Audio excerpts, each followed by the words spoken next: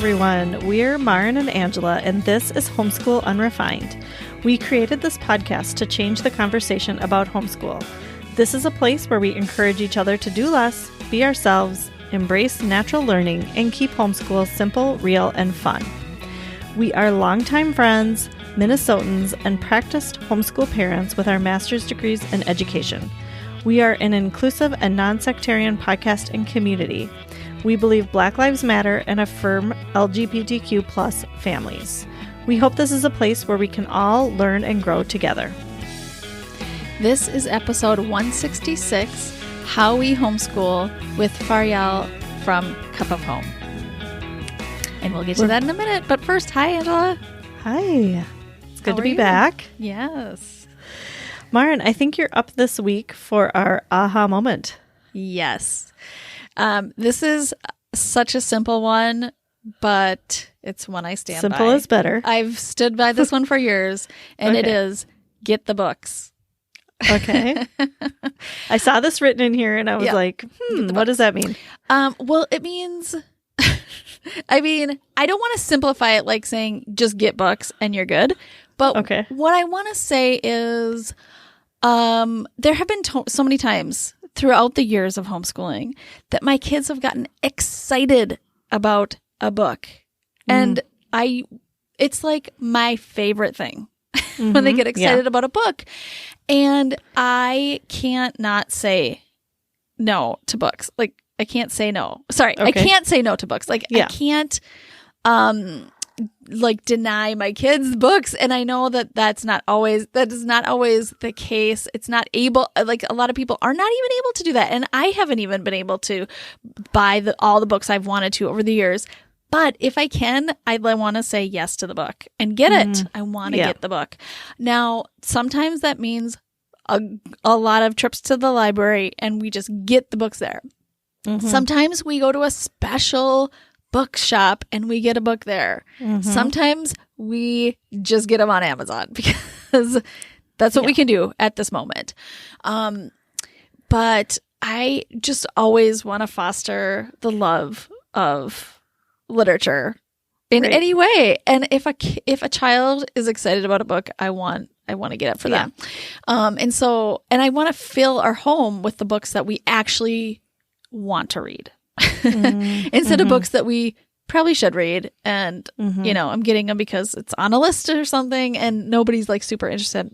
Although, let me just say that's happened a lot too. But this also means audiobooks. For my family especially, we are, for the most part, almost all audio learners. We're audio listeners. And so we've had a subscription to either Audible or Scribd, or we get audiobooks from the library.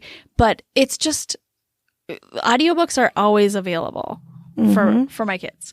I remember when my kids, my oldest went through this stage where she needed every Boxcar Children book available. Like it was a bottomless pit of needing those. And it was so hard for me to, I don't know. I didn't want to buy all of them because they're so short. It doesn't even take that long. But we found ways to get them. I think we had a subscription to Epic, which. Yeah, because you wanted them on audio. I remember that. We needed them on audio. Exactly. Yeah. And so, they were almost all on Epic, or a lot of them were.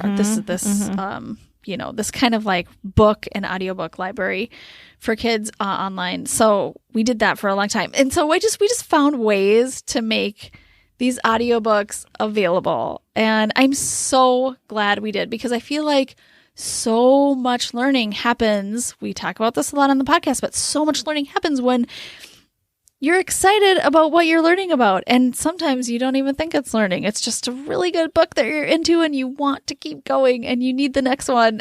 And I just think it's the best learning. It's the best kind of learning. That's a great reminder, because I know most homeschoolers love books, but I think I do hesitate sometimes when my kids ask to get a book. I know. Because I'm like, I do too. I know you're not going to read this. I know you're not going to finish it. Or you might get, you might try it and not like it. Yeah. But you're right. It's always good to say yes and figure it out somehow.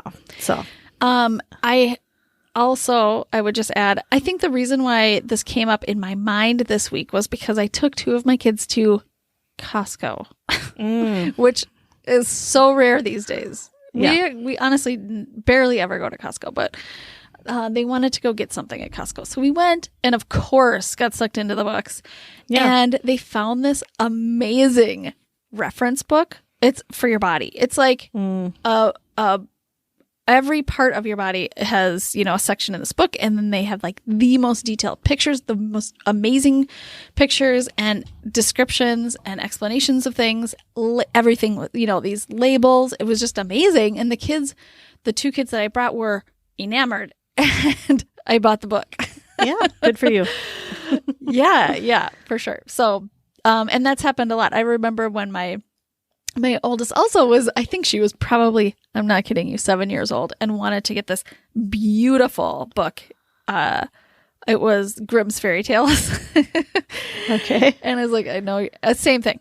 You are definitely not going to be reading this book. I know that. But it's been on our shelf the whole time, and it's beautiful. We love it. We have barely looked at it, but now, listen, she's 14. She's picked it up. And so you never know. It paid off. But she remembers the time when she was so drawn to this book, and it is so beautiful. And now she's picking it up. That's so awesome. Yeah. I love it. All right. Our sponsor this week is Elephants in Algebra. Elephants in Algebra is a math tutoring and teaching company. It's the creator is Ryan, and we know Ryan. We like him a lot. He has a ton of experience teaching math and developing curriculum for math students at different grade levels. Yep.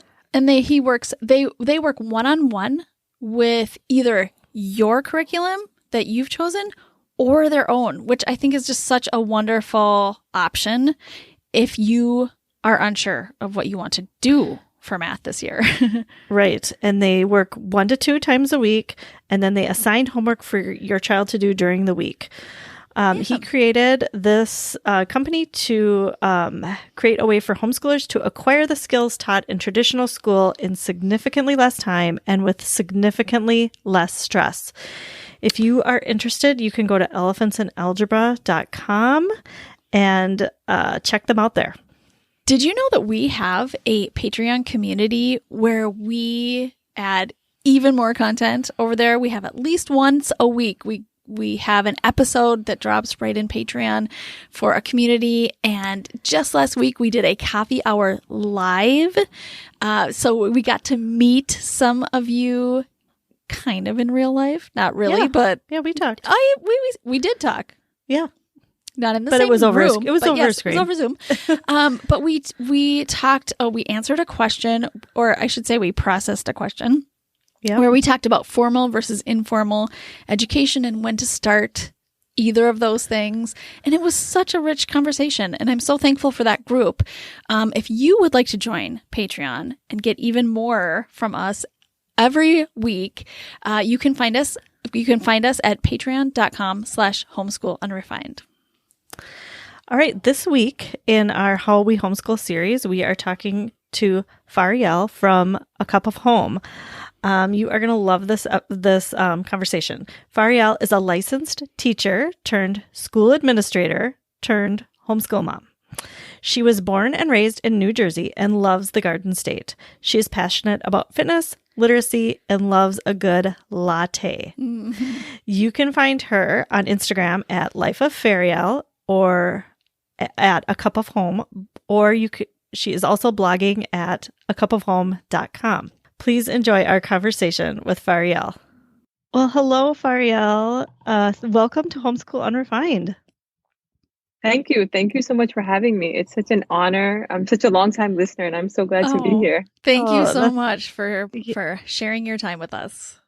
All right, let's start by having you tell our listeners a little bit about yourself, your job, your family, anything you think is important. Okay, sure. So I'm happily married to my husband, and I have 4 kids that I homeschool right now. And right now I don't have a job outside the house. The job is, just homeschooling the kids. Mhm. Yeah. And I do wear a face veil, which is a lot of people ask me about that. What is it? And it's for my religion, which is Islam. Yeah. And it's just extra credit, basically. Yeah. So just for modesty, for, that type of thing. Okay. Yes. Great. Okay. Yeah. And And- could you tell us how old your kids are? Yeah. And just Oh, like yeah, definitely. how long you have been homeschooling, maybe? How did you get started? Sure. I have 4 kids, and I have 2 boys, 17 and 16, and 2 girls, 13 and 7. And I started homeschooling when my oldest was in 5th grade. So Okay. we did homeschool 1 year before that, but he was like 4. But I did consider it homeschooling because I did use, I was a little bit strict with his his curriculum. Yeah, so we did go to school. When I say we, maybe I should backtrack. Yeah. But Sure. basically, I actually was never planning on being a teacher. Mm-hmm. I actually wanted to go to be a doctor. I wanted to be a physician. And growing up South Asian, I feel like in this country, especially, a lot of kids are pushed by their South Asian parents to go to be a physician, a doctor. So I did make it to getting waitlisted for a medical school. And at that same time, I was working on my master's in public health. And then that's kind of like, I had already 1 child at that time. And then by then, I think I realized that this is going to be kind of tough, right? I was pregnant with my second one. So I was like, maybe this is not for me. So then I just was like, okay, I'll just stay home with the kids. But that was really odd because my whole life I was always leaving home for school or work or something. Right. And then when the kids got to be like school age, which I mean, they weren't really school age. My oldest was 3. And I was like, okay, now he needs to go into the best school. He needs the best everything. And so I found a community school that seemed really interesting for us. And I decided also to work there because I wanted to be close to him. I didn't want to just drop him off at school. And so we ended up kind of just staying at that school until he was in 5th grade, and all my other kids kind of followed along. Okay. So were you a teacher at that school? Right, exactly. So I started off teaching high school science because of my science background. Yeah. And then I jumped down to kindergarten because my kids were younger and I just wanted to be more involved with them in their education. So I guess I always had that in me to be more involved with them. Like even if I was in the school with them, I wanted to be, where they were. And I taught a bunch of different grades, which is really unusual. I taught a bunch of different grades. I went from kindergarten to 2nd to 4th. And then my last year, I was actually the vice principal of the elementary school. Oh, and and I think it did affect me that there's only so much you can make, so much change you can make when you're even within a school. I always thought like I'm there for the greater good, not just for my kids. Right. But yeah, so the next year we homeschooled. So why did you decide to homeschool? If you don't mind sharing, I think our listeners would think that was interesting. Yeah, definitely. Sure. Yeah, that's a good question because I was actually pregnant with my 4th child that last year when I was actually also teaching and vice principal. It was a small school, so they kind of expected a lot. Yes. I taught like 4th grade, and I was the vice principal of elementary, and that was a tough year, and I was pregnant, so it was a lot. So when I left before my leave, I was like, okay, I'll see you guys soon.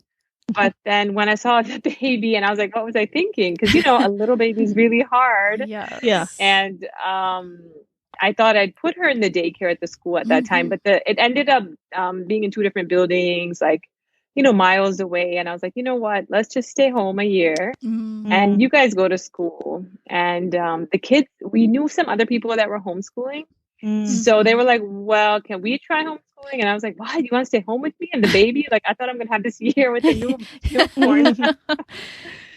And so then I was like, okay, let's try it out for a year until the baby, turns 1. And that's the rest is And then, history. yeah, and you just kept going. Okay. Yeah. So that really kind of came from your kids too. They were a big part of that decision. Yeah. Wow. Okay. So, and did your teaching or parenting, influence your philosophy of homeschooling? And what is your philosophy of homeschooling right now? Okay, so yeah, the teaching, I know you guys were former teachers too. So as a Yes. teacher, coming to homeschooling, like the first year I did like a school at home. Mm-hmm. I had three kids in, I think it was like first, fourth, and fifth grade. And I had like all different books for them, all different literature, all different math, all different science levels. And it was impossible, right? Like as a homeschooler, it's very hard to have three kids on all different subjects, all different levels. Like it's kind of humanly impossible to do. All right. So yes. that didn't go too well. I mean, I remember that year on Fridays at 4, one of my friends that was still teaching would be like, okay, let's get together. And I'd be like, no, this one of my kids, they still do their spelling test for today and they're not done. And we're not leaving until that spelling test is done. Wow. So, I think I kind of, I had a lot of energy, I guess, at that time to implement that type of stuff. But, looking back, I don't think that, it was like really the best thing that I could have done, for them. I mean, I did what I knew, but, exactly. And so how has that changed over the years? Well, over the years, the kids have gotten older and they've gotten more independent. But I'm a lot more flexible, right? So you see that the kids when they're old, like my oldest is a senior, and I'm like, wow, okay, he turned out okay, like and I think of all the things we didn't do, like all the curriculum we bought, we didn't. Right, I know. Yeah, like all of that stuff that you feel like kind of like weighs you down, and it really doesn't matter in the end, Yeah. I know, like I'm a really big literacy person, but I think I'm pretty bad at teaching writing, and I always felt like, oh, I don't know what's going to happen to the kids, but they pick up things, and definitely kind of figure it out. Yeah. So do you use curriculum now or at all? And if so, like what kind are you using? Sure. So the first year, like when we started, I was like, oh, I'm into classical education. And I had set the bar really high. Yeah. And I think that a lot of it was good. And I mean, it's good for some people. Like some people really do want that classical education and they are able to do that at home. But I've kind of gone away from that because it's just, I felt like it was pretty strict. I felt like it was pretty strict in terms of sticking to a schedule. Yeah. So I would definitely say now we're, eclectic. We don't really stick to any one methodology. I do try to incorporate more nature and art than I used to with my older kids, because for the older kids, I was just more into like paper, pencil, books, and, checking all the checklists off. But I do have specific curricula I like, and then I reassess every year if there's something new or something I haven't tried. Sure. And something I did before with the older kids was I really thought that each book, each curriculum, and like the one that I chose is going to work for the kid I chose it for. Like it didn't really matter what their personality was like. Oh yeah. But the truth is that each child needs something different. Right. Like there are no two kids in a family that are exactly the same. It's so true. This sounds so familiar. I mean, your story sounds so familiar too. I think we all start out with very, very high expectations, and not just for ourselves, but for our kids too. Yeah. And then we kind of settle into ourselves after a few years or maybe several years or maybe every year it gets a little bit more like we come into our own, homeschool family. Really. Yeah. So what do you want to share any of your favorite curricula that you're using right now that you really like? Sure. So, For writing and language arts, I've been using Brave Writer for a while. We did like that a lot. We use the guide for the literature. And this year we decided to just kind of pick our own novels as we go along, not to do the 10 that come in a year, just to have a little bit more flexibility, because I am still doing language arts with the two younger ones, the 13 and the 7-year-old. So sometimes, you have to alternate months, do one for one child and one for the other. And I'm also I actually found this curriculum with the good and the beautiful. I really liked that this year. It's the first time I tried it. I really like it for language arts because I like that it has art in it, and it's pretty doable each day. Like, it's not too much, and they kind of can just feel the sense of accomplishment and they're done with it. So we are using that. And for science, I'm a diehard Saxon fan, which can be like really love or hate for a lot of people. I used it. My 13-year-old started with it when she was in first grade. I think that's it starts in kinder Saxon math, but I started with her in first grade and she's stuck with it now. And this year she is actually doing Math with Mr. D online. Okay. You guys have heard of that? She really likes it. I feel like when they get older, they want something different. They don't want the same thing. And hopefully, like, they kind of want something maybe interactive, something online to have, that connection. Right. Yeah, and a little separation. And so then my younger students. Yeah, exactly. They like that sense of autonomy and independence and the accomplishment that they're doing it on their own. Definitely. Yeah.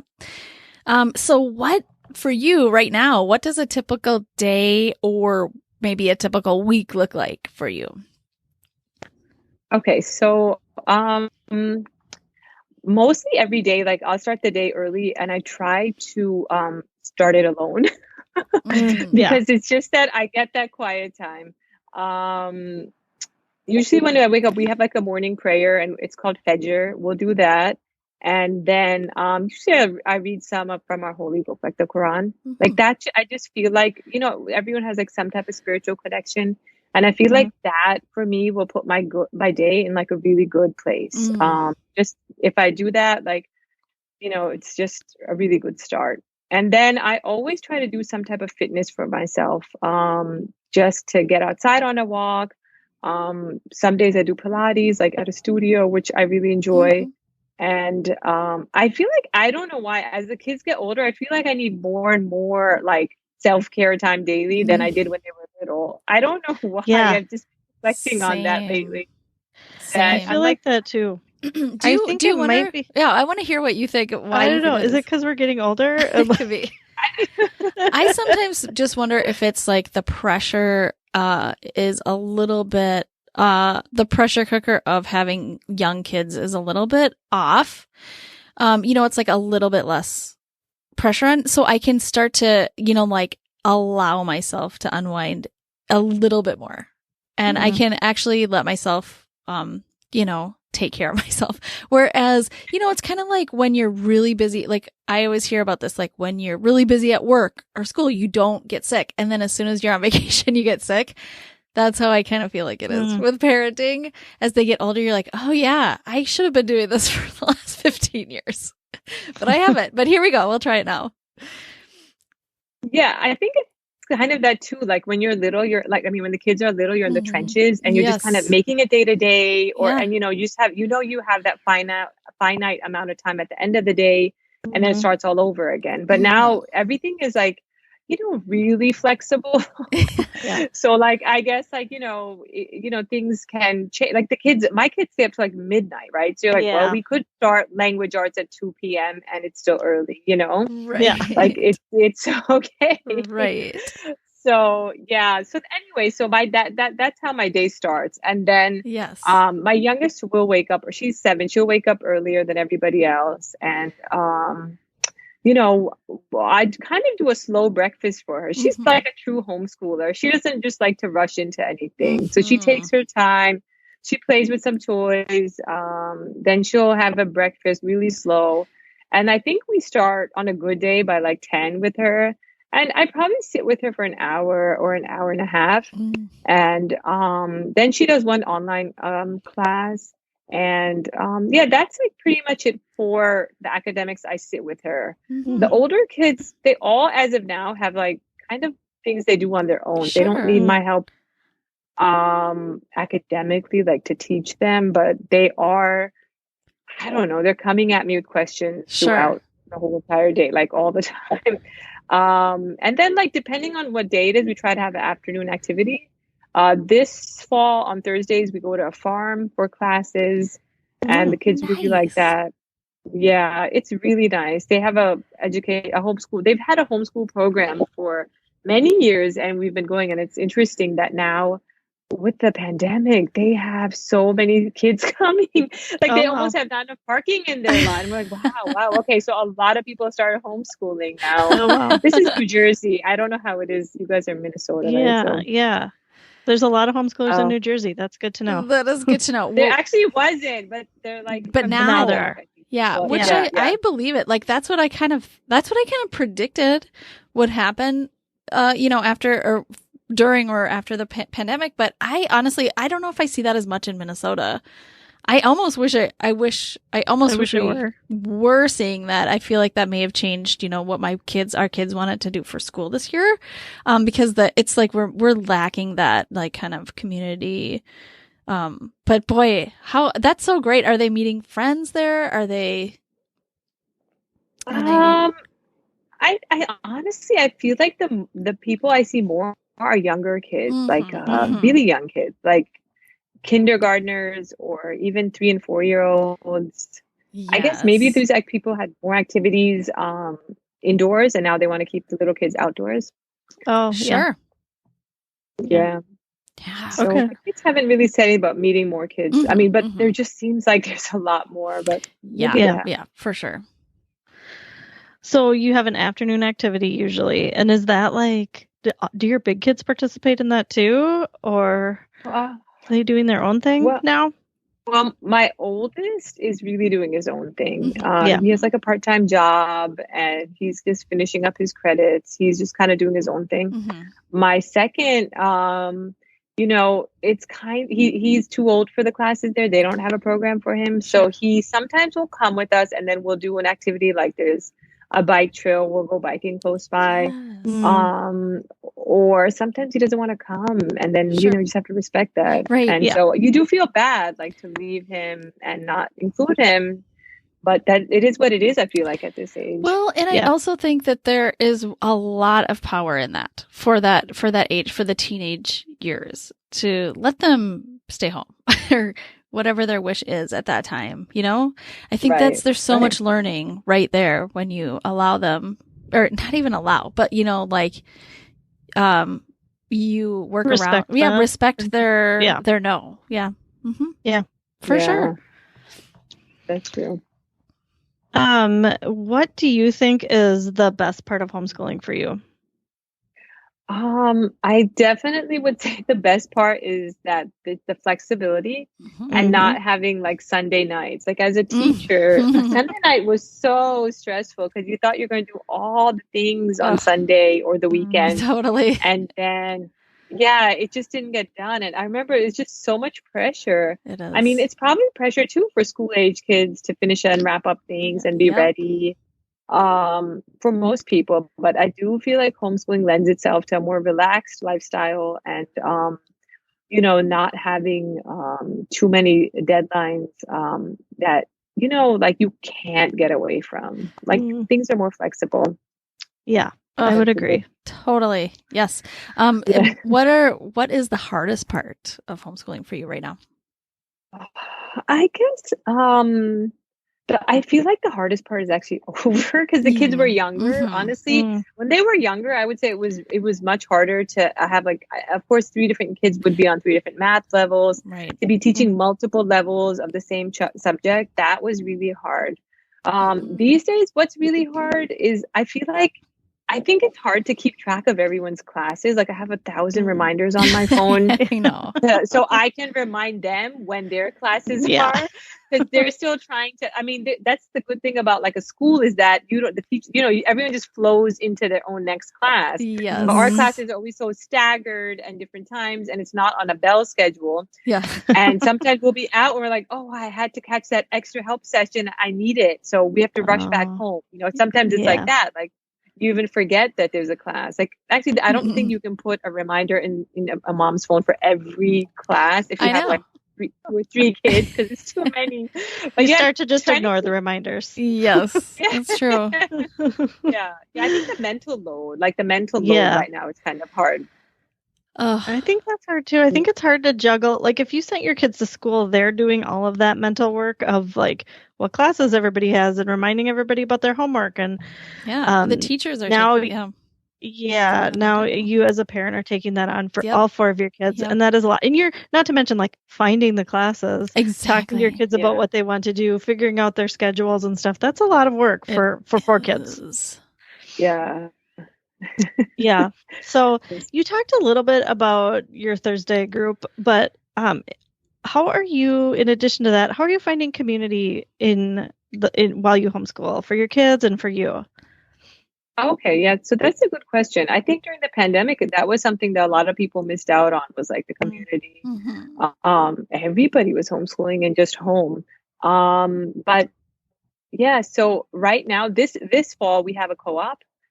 And my friend Aisha and I, she's who I blog with, we actually had the co-op and we took a break. We just felt like we needed a break from it for a year or two. And then during our break, I think when the pandemic happened, so it went, the break was longer than expected. But yeah, so for now we have that. And we don't have a lot of homeschoolers that we just don't have as many homeschoolers in New Jersey as other states. It's a lot of schools. There's a lot of Ivy League, a lot of private schools. It's one of those states where people are big on school, a brick and mortar. So we just have who we have in our group, and we just try to make it work. And the thing is, the older kids will often play with younger kids or interact with them or have a class with them. And, we've talked about how that's kind of like how it is, because, and I think it ends up being nice. Like, I don't know who came up with this idea to have all 13-year-olds in a classroom together. Because it's kind of nice to have, different ages, because it kind of balances out whatever that age is kind of going through, dealing with. Right. I know. And they kind of get out of themselves and be like, oh yeah, this isn't how everybody is. Yeah. And it's just a much more natural environment. You never in your life do you hang out with that many people you're the same age ever. So that's just not how life works. Yeah. So is your co-op once a week? Right. So our co-op is once a week, and we kept it really low key. We just do 2 classes, and then we actually did it outdoors because indoors was kind of hard to get a place. And the park ended up being really nice, and the kids, we stay like I think 2 hours after it's over. We'll stay and they could play basketball or tennis, or walk, and so. It's just nice to be outside, That's great. We all need fresh air. Yeah. So that ends up being a nice, we actually do it on Monday. So that's a nice start to the day. Yeah. And it just puts everybody in a great mood. For sure. So, all right. And so Faryal, how can everyone find you? And I think you're on social media and you have some places to share with us. Sure. I am online blogging at acupofhome.com. Nice. And I'm on Instagram, Life of Faryal. And we also have a Cup of Home on Instagram. But to find out what I'm doing day to day, it's going to be on Instagram.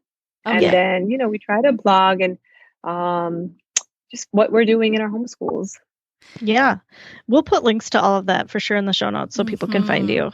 But you're a good follow. I like following you. So I think everybody else should too. Yes. And if you want Yeah, and if you want to hear more with Faryal, we are going to be extending this conversation on Patreon. So if you're a patron, go over there and listen to that. But thank you, Faryal, for being with us. Thank you so much for having me. It's my honor. All right. So if you are interested in that little extra interview we had with Faryal on Patreon, you can go to patreon.com/homeschoolunrefined. We talked about books. We talked about self-care, what we're giving ourselves credit for, what we don't do. It was a great conversation and we loved having her. So we hope you join us over there.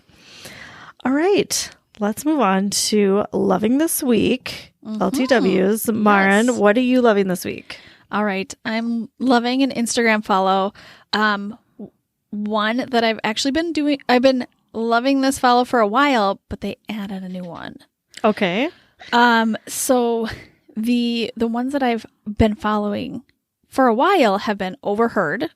It's the Overheard series. So they have Overheard Celebs, Oh, Overheard I don't think I followed that New one. York, Okay. and then they also have Overheard LA. And these are just regular conversations that people are having that they've overheard.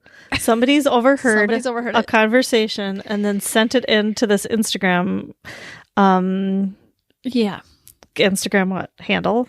Instagram Yeah. account.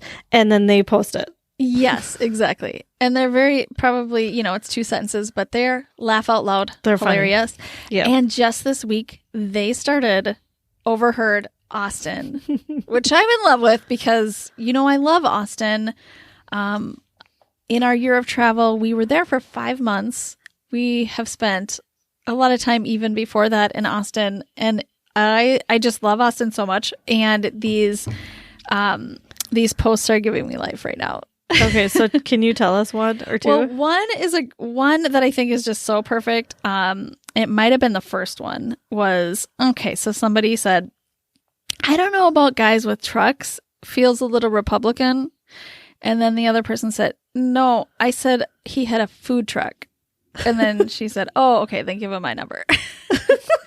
Which is like, it's just so Austin because, Austin loved food trucks before food trucks were cool. I mean, they are like the home of food trucks. And so it's just like so perfect that's how it started. Oh, that's really funny. And like also the truck thing because Because Texas. Yeah. Right? Yeah. Okay, I like it. Love it. So funny. I have to say, I saw that Overheard started Austin, Yeah. and I went over to follow, and it shows you which of your friends are following, and you were like already following right away. Yeah. It was like the first day. I was so excited. And it hasn't disappointed. Yeah, So- these are pretty good. They're pretty good. And I often wonder, is that real? Did somebody really overhear that? Because That's so funny. I've never thought that, but now I you've will. never thought that? I might. Oh, I've never thought that. okay. Because it sounds like something that actually would be said there. Totally. It wouldn't be hard. It would not be a stretch. Okay. But I mean, now I'm going to think about it. All right. Okay. Angela, what are you loving this week? Okay, I am in love with my new favorite brand of jeans. And I had to share with all of you because they are democracy jeans. Okay. Have you heard of them? No. Okay. I hadn't either. I saw somewhere somebody said that they were their favorite jeans. Wow. So I was like, okay, I'm just going to go look at them. And then I ordered some and then I fell in love. Okay. So Tell me about them. what they are is they are very comfortable. They're Okay. very comfortable, stretchy jeans, but they Yes. look like regular jeans. But they feel Okay. like maybe like a little bit more structured, comfortable pants. Wow. I don't want to say yoga Okay. pants because that's not like really what I'm going for. Yeah. But like I can take a nap in them. I can do any like they're What now? comfy, right? So here's the thing: like there's jeans usually don't fit my body, right? Like Same. if they're a regular old fashioned pair of jeans, they're usually too tight somewhere, Mhm. right? Yep. Usually for me, it's the waist, too tight. Mhm. Or like in the past, I've gotten jeans that are like they have the stretchy band at the top that it looks like maybe like maternity jeans, but you can't really tell because like your shirt's covering it. Right. But the rest look like jeans. Those are okay too. They're fine. Yeah. This is like a kind of a combination of those because they have this like, it's called absolution with ab in quotes. And so basically, I don't know how they do it, but the band of the jeans, and I'm feeling my jeans right now. The band of the jeans. You're wearing them. I'm wearing them. Wow. Have this thick elastic band on the inside. Wow. So, like, where your stomach is, it's very stretchy. And then the rest of the jeans is stretchy material, too.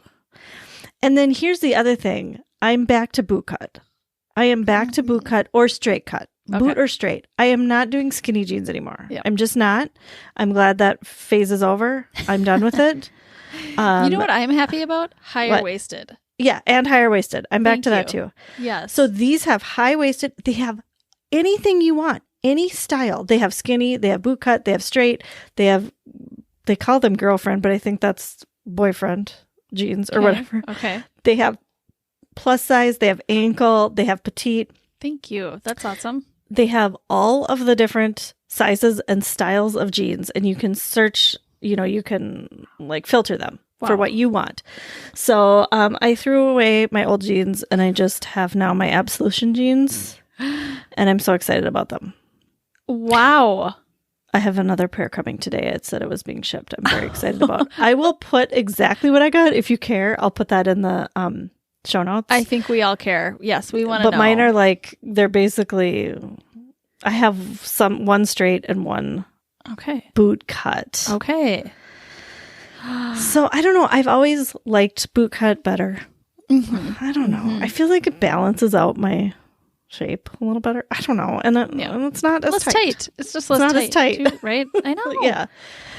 Yeah, for sure. And I like that. Okay. I like how you're describing this as, I mean, it's stretchy, but it doesn't look stretchy. It's not like a big elastic waist. No, it looks like regular jeans. Which is great. Did you see I had them on the other night. Did you see I wore jeans? I think I said, these are my new jeans. I'm going to tell you about them. Yes, I remember that. And I was hoping that you were going to talk about it on the podcast because we didn't get to talk about them. No, yeah. The other problem I've had with jeans in the past is like, they're either too tight or they fall off. Yep. Okay. These wouldn't fall off because of the stretchy band holds them on, but is also nice and stretchy. Yeah, I don't know how they do it. It's for me, I feel like any jean I've ever had is tight and it falls off somehow. Yeah. I don't know how that. I know how this happens, but tight in one area and maybe too loose in another, or exactly. Yeah.